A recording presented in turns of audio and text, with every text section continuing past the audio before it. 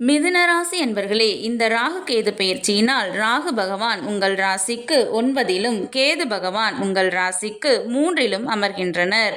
இதனால் அடுத்த 1.5 வருடங்களுக்கு 3ல் கேது அமர்வது சிறப்பே. நீங்கள் எடுக்கும் அனைத்து முயற்சிகளும் வெற்றி பெறும். சிறு பயணங்களால் உங்கள் வாழ்வில் மாற்றம் உண்டாகும். வேற்றுமொழி பேசுவோர் மற்றும் முன்பின் அறிமுகமில்லாத அந்நியர்களால் ஆதாயம் உண்டு. இதுவரை வேலையில் இருந்து வந்த பிரச்சனைகள் அனைத்தும் தீரும். வேலையில் ஒரு நல்ல மாற்றம் ஏற்படும். புதிய வேலைக்கு முயற்சி செய்வோருக்கு நீங்கள் எதிர்பார்த்தபடி நல்ல வேலை கிடைக்கும்.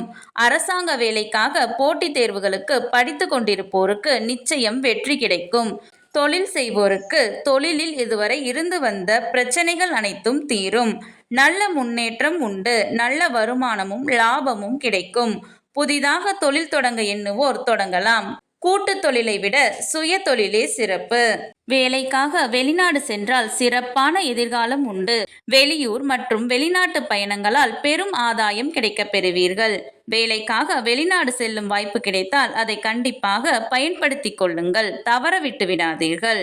முன்பின் அறிமுகமில்லாத அந்நியர் அல்லது வேற்றுமொழி பேசுவோரால் திடீர் அதிர்ஷ்டம் வரும். உங்களின் பேர் புகழ் உயரும். அனைவராலும் போற்றி புகழப்படுவீர்கள், பாராட்டப்படுவீர்கள். உங்களின் மதிப்பு மரியாதை கௌரவம் கூடும். அளவிட முடியாத அளவிற்கு அபரிமிதமான பண வரவு உண்டாகும். அந்த பணத்தை வைத்து உங்களின் தேவைகள் அனைத்தையும் பூர்த்தி செய்து கொள்வீர்கள். பொன் பொருள் ஆடை ஆபரணங்கள் சேரும். வீடு மனை வண்டி வாகனங்கள் வாங்கும் யோகம் உண்டு.